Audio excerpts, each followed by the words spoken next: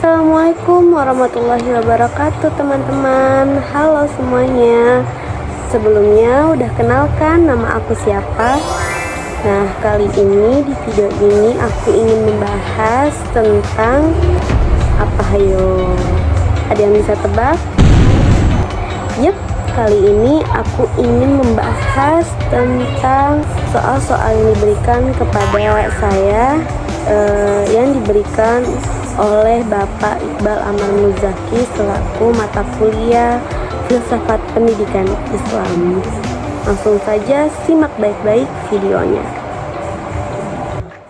Nah, di video kali ini saya ingin membahas tentang soal yang pertama, yaitu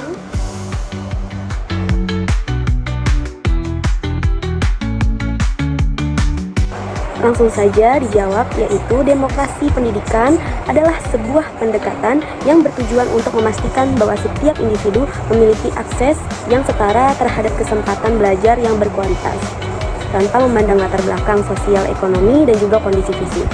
Nah, prinsip utamanya meliputi aksesibilitas, partisipasi, kesetaraan, relevansi, dan juga akuntabilitas. Nah, dalam konteks pembelajaran pendidikan agama Islam ini, yaitu PAI, di sekolah umum, penerapan prinsip-prinsip ini memastikan bahwa semua siswa muslim mendapatkan akses ke pengajaran PAI yang relevan dan berkualitas. Nah, didukung juga oleh kurikulumnya. Nah, dengan kurikulum yang fleksibel ini untuk mengakomodasi keberagaman pemahaman serta adanya dukungan bagi siswa kebutuhan khusus. Nah, selain itu juga partisipasi aktif siswa, orang tua, dan juga komunitas. Nah, muslim juga perlu didorong untuk memperkaya proses pembelajaran PAI.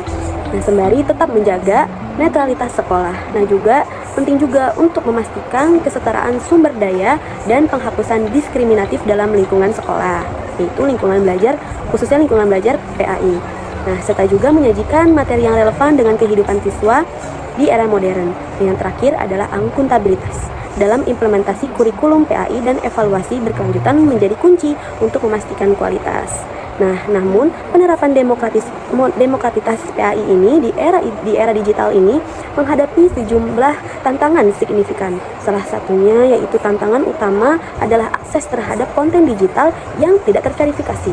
Nah, di mana siswa dapat dengan mudah terpapar informasi yang hoax, yang informasi agama yang tidak kredibel atau bahkan ekstrim gitu. Nah, sehingga menuntut adanya literasi digital dan kemampuan berpikir kritis pada siswa. Kesenjangan digital juga menjadi masalah serius di mana tidak semua siswa memiliki akses yang sama terhadap perangkat dan internet. Dan juga kita juga dengan kekhawatiran ini, perlindungan data dan privasi siswa juga dalam penggunaan platform digital juga harus diatasi, sehingga itu gangguan dari media sosial ini dapat juga mempertahankan nilai-nilai spiritual dan etika dalam pembelajaran daring menjadi perhatian, menuntut inovasi dalam desain pembelajaran. Nah, PAI ini juga yang tidak hanya informatif tetapi juga inspiratif dalam bentuk karakter siswa. Menghadapi tantangan ini juga memerlukan kolaborasi antara pemerintah, lalu sekolah, guru, dan juga orang tua dan komunitas untuk menciptakan lingkungan belajar PAI yang inklusif, relevan, dan aman di era digital.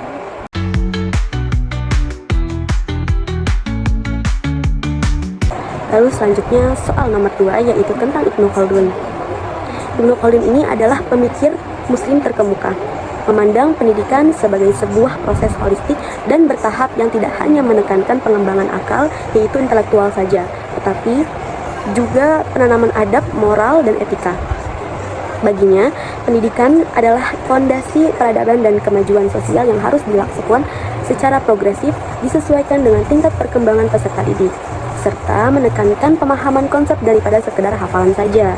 Nah, sintesis pandangan Ibnu Khaldun ini dengan kurikulum Merdeka dalam pembelajaran PAI ini dapat menciptakan pendekatan yang sangat kuat, yaitu kurikulum Merdeka dengan fokus pada pembelajaran yang berpusat pada peserta didik. Nah, pengembangan profil pelajar Pancasila yang mencangkup dimensi akhlak mulia, serta fleksibilitas dalam pengembangan materi dan asesmen. Lalu, di sini contoh contoh saat belajar tentang kisah para nabi. Fokusnya bukan hanya pada kronologi peristiwa, tetapi juga pada nilai-nilai keteladanan, kesabaran, kejujuran, dan keadilan yang dapat diambil untuk diaplikasikan dalam kehidupan sehari-hari siswa. Nah, proyek-proyek berbasis masalah yaitu problem based learning atau proyek komunitas akan dirancang untuk melatih siswa berdasarkan nilai-nilai Islam. Nah, itu juga bisa ditindakin nyata seperti membuat kampanye anti bullying, lalu kegiatan bakti sosial yang mencerminkan semangat ukhuwah. Lalu yang ketiga adalah pembelajaran akan dibuat bertahap dan relevan sesuai dengan karakteristik para peserta didik. Nah, perkembangan kognitifnya mereka ini dan moral siswa, yaitu materinya akan disajikan secara kontekstual.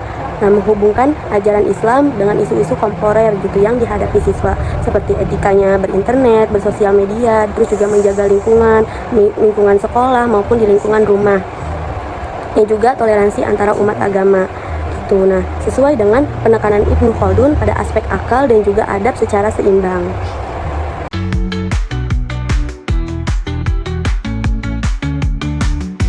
Baik, di sini saya akan menjawab yang ketiga, yaitu tentang Kiai Haji Ahmad Dahlan, yaitu beliau adalah pendiri Muhammadiyah dengan visioner menekankan pentingnya integrasi ilmu agama dan sains dalam sistem pendidikan.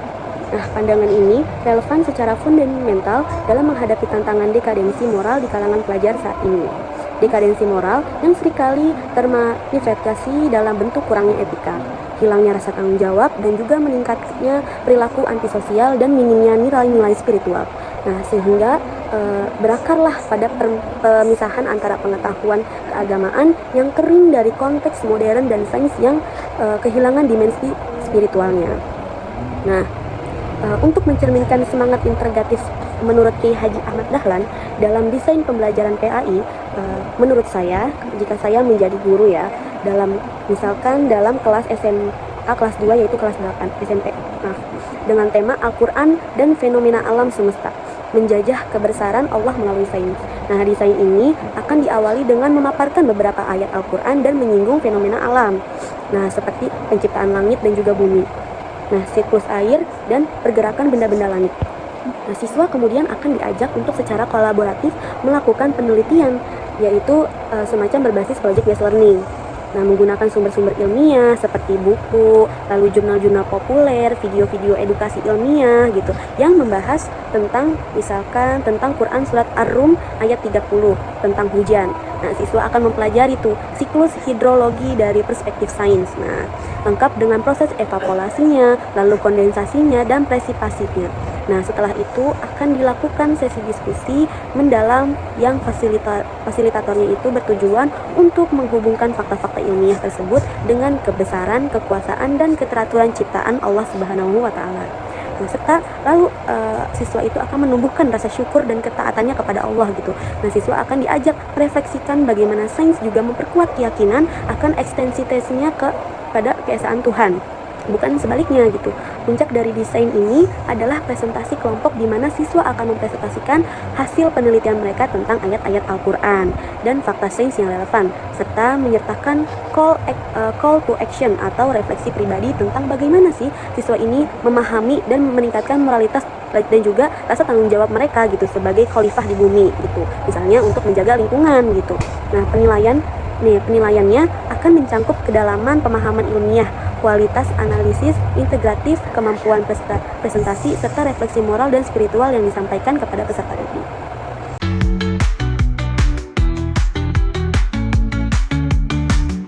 Baik, selanjutnya yaitu tentang Kiai Haji Hasyim Asy'ari, yang kita tahu bahwasannya Kiai Hasyim Asy'ari ini adalah pendiri mazhab terbesar di Indonesia, yaitu apa? Yaitu pendiri Nahdlatul Ulama. Nah, secara konsisten menekankan urgensi akhlak mulia dan sikap tawadu, yaitu rendah hati terhadap guru dalam pendidikan. Nah, pemikiran beliau ini sangat relevan dalam konteks pengembangan karakter siswa dalam pembelajaran pendidikan agama Islam, yaitu PAI.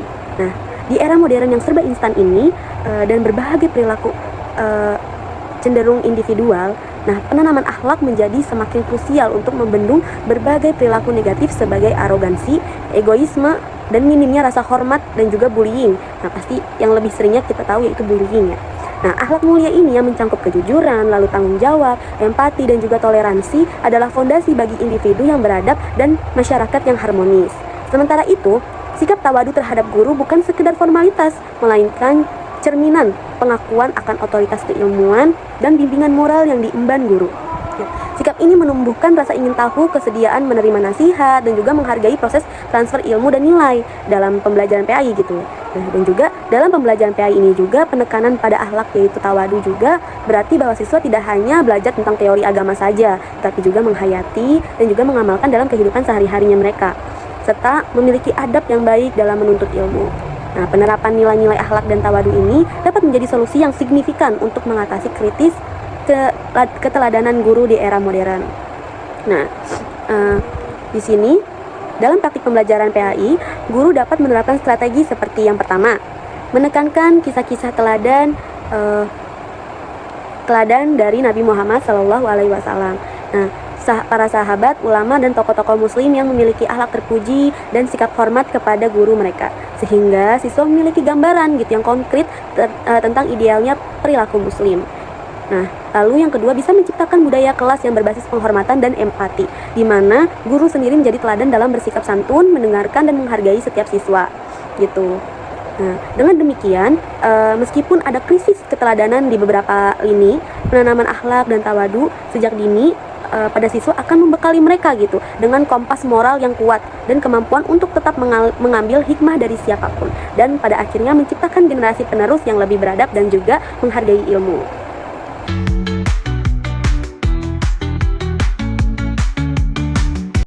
Baik, selanjutnya yaitu yang kelima adalah Ahmad Hasan. Tentang Ahmad Hasan, yaitu tokoh kunci persatuan Islam, yaitu kita sebut Persis. Nah, Ahmad Hasan ini sangat menekankan pentingnya purifikasi ajaran Islam melalui pendidikan yang berbasis pada Al-Quran dan hadis secara murni, jauh dari taklid buta, bid'ah, dan juga khurafat gitu. Nah, dalam konteks kurikulum pendidikan agama Islam ini, pemikiran ini memiliki relevansi yang signifikan kurikulum PAI nasional. Nah, berusaha untuk menyajikan ajaran Islam yang moderat, toleran, dan sesuai dengan perkembangan zaman. Namun dalam implementasinya seringkali masih ditemukan elemen-elemen tradisional yang kurang didukung oleh dalil sahih dan juga justru menonjolkan perbedaan furu'iyah, yaitu cabang-cabang gitu, daripada substansi ajarannya. Nah, pemikiran Ahmad Hasan ini mendorong kurikulum PAI untuk kembali pada sumber-sumber utama Islam dan juga memprioritaskan pemahaman langsung terhadap Al-Quran hadis gitu, melalui penalaran dan ijtihadnya, serta menyingkirkan praktik-praktik yang tidak memiliki alasan kuat gitu. Nah, ini maksudnya seperti kayak tahayul dan lain sebagainya gitu. Nah, ini berarti penekanan para tafsir tematik ulumul hadis fikih yang berbasis dalil, bukan semata-mata pada mazhab atau tradisi tertentu gitu. Jadi beliau tidak percaya dengan tradisi-tradisi tradisional pada zaman dulu walaupun berkaitan dengan agama Islam gitu. Nah, jadi mengenai pemikiran Ahmad Hasan ini lebih mendukung konservatisme atau reformisme dalam pemikiran. Dapat diargumenkan bahwa pemikiran tersebut lebih condong kepada reformisme gitu, meskipun dengan nuansa yang khas. Nah, sedangkan konservatismenya dalam pendidikan agama seringkali diartikan sebagai upaya mempertahankan tradisi dan metode lama.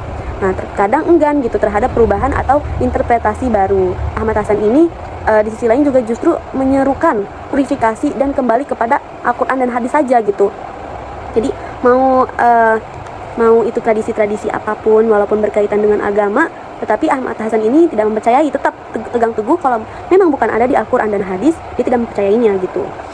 Nah, seperti itu. Nah, meskipun ia menekankan pada kemurnian ajaran yang mungkin terdengar konservatif gitu, dan esensinya adalah sebuah pembaruan metodologi dalam memahami agama yang menuntut penalaran, penelitian dalil, dan keberanian untuk tidak terikat pada tradisi yang dianggap sudah tidak relevan atau tidak berdasar. Nah, ia juga mendorong ijtihad kolektif dan individual berdasarkan sumber utamanya yang merupakan ciri khas gerakan reformis dalam Islam. Jadi meskipun tujuannya adalah kembali kepada kemurnian Al-Quran dan hadis gitu, metodenya adalah reformis, yaitu meninjau ulang atau membersihkan atau menyegarkan pemahaman Islam melalui pendekatan langsung kepada Al-Quran dan hadis dengan akal yang sehat.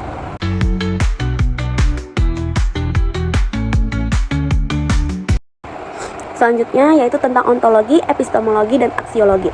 Nah, 3 pilar fundamental dalam filsafat ini yang juga menjadi landasan kokoh bagi filsafat pendidikan Islam.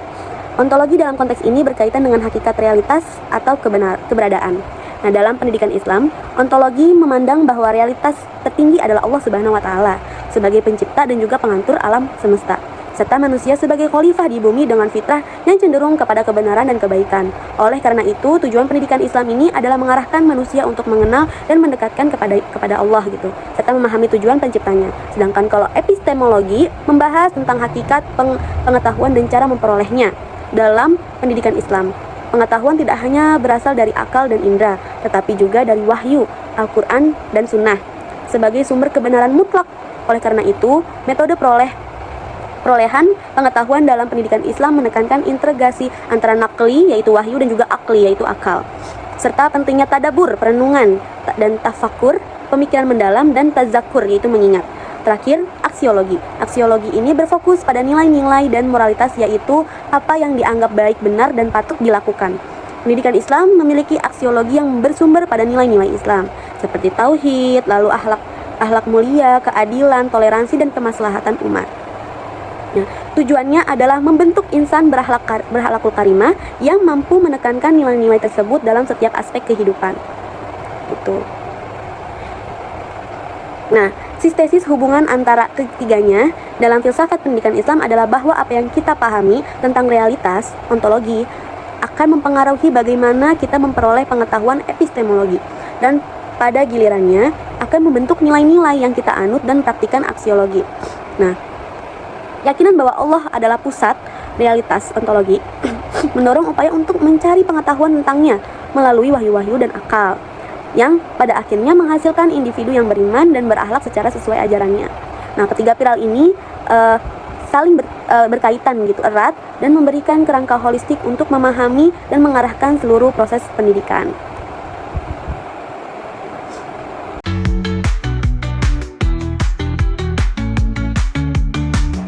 Selanjutnya yaitu Syekh Muhammad Naqib Al-Atos, yaitu beliau memperkenalkan konsep ta'dib sebagai orientasi utama pendidikan Islam yang secara mendalam berarti pembentukan manusia yang baik adalah insan adabi, yaitu manusia yang beradab dan juga berilmu.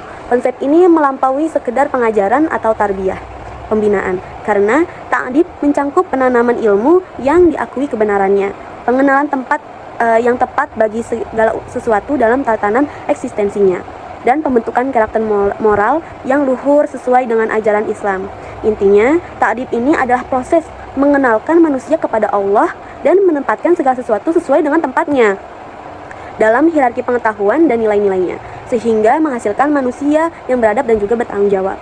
Nah, ketika mengevaluasi konsep ta'dib ini dalam perbandingannya dengan tujuan pendidikan nasional Indonesia, terlihat adanya keselarasan sekaligus perbedaan penekanan. Nah, tujuan pendidikan nasional sebagai termaksud dalam UU Sisdiknas, yaitu nomor 20 tahun 2003, adalah mengembangkan potensi peserta didik agar menjadi manusia yang beriman, bertakwa kepada Tuhan Yang Maha Esa, dan berakhlak mulia, sehat, berilmu, cakap, kreativitas, mandiri, dan menjadi warga negara yang demokratis serta bertanggung jawab. Nah, ada keselarasan yang kuat pada aspek iman, takwa, dan akhlak mulia yang mempunyai inti dari ta'dib tersebut. Namun, Al-Atos ini menekankan aspek epistemologi dan ontologi yang lebih fundamental, yaitu pengenalan terhadap hakikat ilmu dan realitas keilahian sebagai prasyarat bagi terbentuknya adab.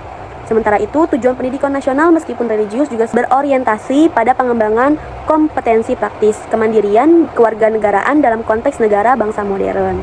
Nah, konsep takdib dalam diterapkan secara mendalam dalam penyusunan rencana pelaksanaan pembelajaran, yaitu PRPP pada mata pelajaran PAI ini, dengan menggeser orientasi dari sekedar transfer informasi menuju pembentukan adab. Yang pertama, tujuan pembelajaran tidak hanya mencangkup indikator kognitif siswa saja gitu, dari segi memahami dan juga menjelaskan, dan psikomotorik, yaitu mempraktekannya, tetapi juga indikator afektif yang menekankan penanaman nilai dan kesadarannya. Misalnya, bukan hanya siswa mampu menjelaskan rukun iman gitu, tetapi siswa mampu menjelaskan rukun iman dan mengembangkan keyakinan serta perilaku yang mencerminkan iman kepada Allah Subhanahu wa taala dan hari akhir. Nah, seperti itu. Nah, yang kedua, itu adalah materi pembelajaran akan disusun secara integratif dan hierarkis, menghubungkan berbagai cabang ilmu PAI, yaitu tauhid, fikih, akhlak, SKI gitu, dalam satu kesatuan makna yang mengarah pada pengenalan hak, yaitu kebenaran.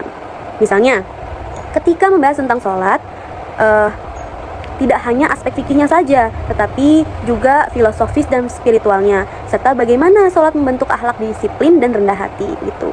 Nah, yang ketiga adalah metode pembelajaran akan sangat ditekankan pada dialog, refleksi, dan juga perenungan gitu.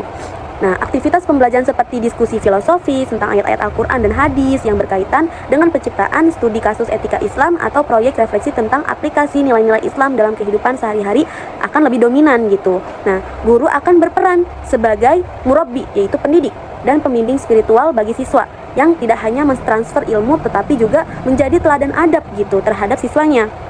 Yang keempat adalah asesmen akan mencangkup tidak hanya penguasaan pada materi saja gitu, tetapi juga perubahan sikap, pemahaman mendalam tentang nilai, dan internasi adab melalui observasi, yaitu seperti jurnal refleksi siswa, penilaian diri, penilaian sejawat, yang semuanya diarahkan untuk mengukur sejauh mana sih siswa ini telah menjadi insan adab gitu.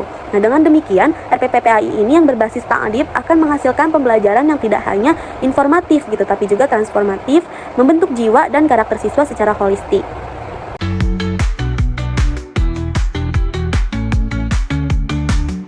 Terakhir, yaitu tentang Ismail Roji Al-Faruqi. Nah, Ismail Roji Al-Faruqi ini mengusulkan islamisasi ilmu pengetahuan sebagai sebuah pendekatan komprehensif untuk mengintegrasikan nilai-nilai dan juga prinsip-prinsip Islam ke dalam seluruh disiplin ilmu pengetahuan. Nah, dengan tujuan utama untuk mereformasi pemikiran umat dan mengatasi dualisme ilmu. Menurutnya, ilmu pengetahuan modern ini yang seringkali diasumsikan netral, sebenarnya dibentuk oleh pandangan dunia barat yang sekuler, sehingga mengikis relevansi nilai-nilai transendental. Nah, oleh karena itu, islamisasi ilmu bukan sekedar penambahan label Islam, melainkan proses dua tahap. Yang pertama, yaitu penguasaan disiplin ilmu modern. Dan yang kedua adalah pengislaman disiplin terhadap disiplin tersebut dengan meninjau ulang asumsi, metode, tujuan ilmu tersebut dari perspektif tauhid gitu. Dalam konteks pendidikan tinggi Islam ini berarti melahirkan ilmuwan yang memahami sains dari kacamata Islam gitu, dan ulama yang memahami realitas modern. Jadi Ismail Roji itu menurutnya itu bahwasannya Islam itu seperti kacamata gitu. Jika Muslim gitu ibaratkan seperti kacamata gitu. Jadi apa-apa yang kita lihat itu berdasarkan dari Islam, berdasarkan dari tauhid, Al-Quran dan hadis gitu. Jadi apa yang kita lihat berpandangan dengan dalam Islam gitu, seperti kacamata gitu. Nah, rancangan model pembelajaran interdisiplinernya yaitu bisa guru PAI mengenalkan konsep dasar akhlak sosial dalam Islam, misalnya ukhuwah, ta'awun, keadilan, amanah, larangan riba, dan tanggung jawab. Nah, serta ayat-ayat Al-Quran dan hadis yang menjadi landasannya. Penekanan pada bagaimana Islam memberikan kerangka etika untuk berinteraksi dalam masyarakat dan ekonomi. Nah, habis itu siswa dibagi menjadi kelompok-kelompok kecil gitu. Setiap kelompok memilih satu isu sosial atau ekonomi yang relevan di masyarakat lokal atau global. Misalnya, kemiskinan di perkotaan gitu, atau online gambling di kalangan remaja gitu. Terus atau fenomena influencer dan konsumsi berlebihan. Lalu kayak kesenjangan pendidikan, lalu dampak media sosial terhadap moral remaja gitu. Lalu kelompok ini merumuskan pertanyaan penelitian dan menentukan metode pengumpulan data sederhana gitu. Lalu siswa mengumpulkan data dan menganalisis masalah yang dipilih menggunakan kerangka teori sosiologi atau ekonomi yang telah dipelajari. Misalnya mengidentifikasikan faktor-faktor sosial ekonomi gitu. Lalu penyebab kemiskinan atau menganalisis perilaku konsumsi dari perspektif ekonomi gitu. Nah, pada tahap ini siswa menerapkan gitu konsep islamisasi ilmu ala Al-Faruqi dan mereka juga menganalisis masalah yang sama dari perspektif Islam. Contohnya, dari perspektif ontologi, bagaimana masalah tersebut berhubungan dengan tujuan penciptaan manusia dan posisinya sebagai khalifah gitu. Nah, kalau menurut perspektif epistemologinya, bagaimana pemahaman Islam dan dari Al-Quran dan hadis memberikan perspektif berbeda atau melengkapi analisis ilmiah gitu. Nah, aksiologinya apa? Misalkan nilai-nilai Islam apa? Misalnya keadilan, ihsan, zakat, larangan isyraf yang relevan untuk memahami akar masalah dan menawarkan solusi gitu. Jadi model ini tuh memungkinkan siswa untuk melihat gitu bahwa Islam bukanlah dogma yang terpisah dari realitas, melainkan sebuah pandangan hidup yang memberikan kerangka etis dan epistemologi untuk memahami dan menyelesaikan masalah-masalah kontemporer sesuai dengan semangat Islamisasi ilmu pengetahuan Al-Faruqi gitu. Cukup sekian, mungkin itu saja yang bisa saya jawab dan bisa saya jelaskan. Kurang lebihnya atau ada kata-kata yang salah dari saya, mohon dimaafkan, semaaf-maafnya, dibukakan pintu maafnya.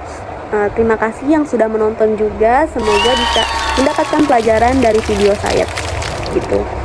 Kurang lebihnya mohon maaf. Wassalamualaikum warahmatullahi wabarakatuh.